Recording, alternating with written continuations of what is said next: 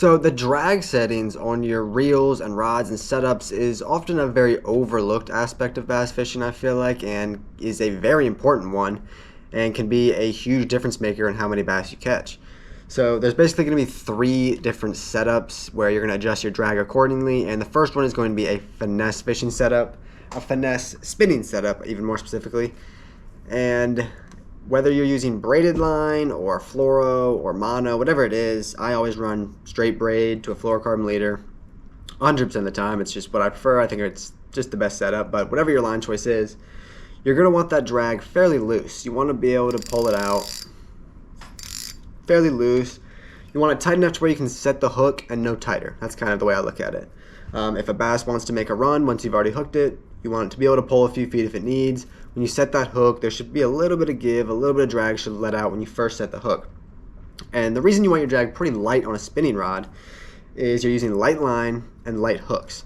So when you set the hook on a bigger fish or when fighting a bigger fish, that's a light line. You don't want to break off. You don't want to risk breaking. You never know if there's a nick in your line or something. You can risk breaking off if your drag's real tight.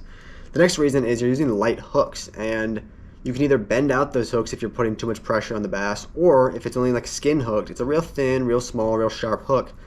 You can often tear those out of the bass's mouth if it's kind of skin hooked and you're applying too much pressure. So you want your drag to be able to give a little bit on those finesse spinning rods. The next setup is going to be a fluorocarbon spooled bait casting reel.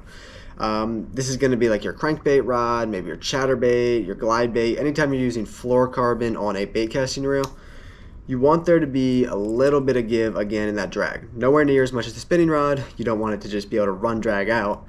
It's really more for the hook set is the biggest advantage. It gives a little bit of extra cushion on that hook set because you're only using 15 to 20 pound fluorocarbon line, and that might sound like a lot at first, but when you're setting the hook on a big fish, you can put a lot of strength into a hook set, and it just gives a little bit of extra cushion so you don't really need to worry about breaking off. If it's wrenched all the way down and you set the hook on a big fish, you can break off pretty easily, easier than you'd think with 15 to 17, 20 pound line.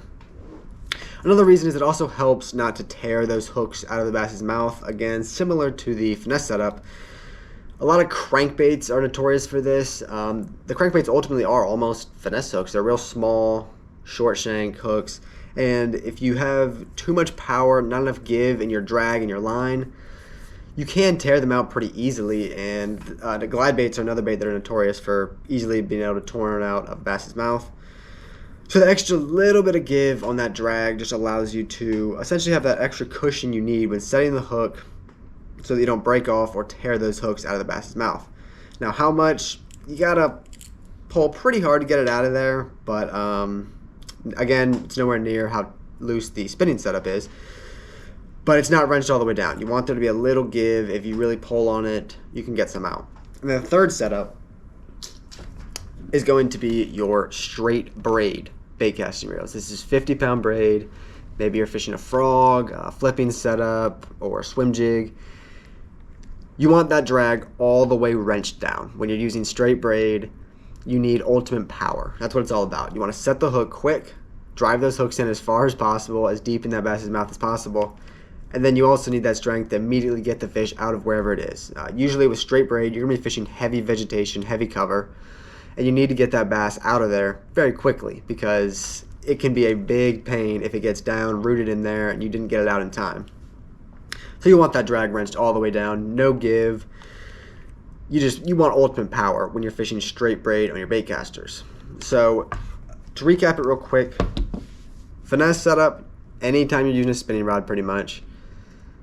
Loose drag, not too loose that you can't set the hook, but loose enough where you can pull it out, or a bass you're fighting can pull it out pretty easily.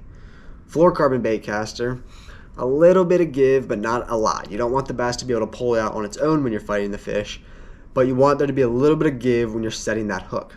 And then on your braided bait casted setups, no give at all, wrench the drag all the way down. You don't want any slippage, any give in that drag when you're setting the hook on straight braid.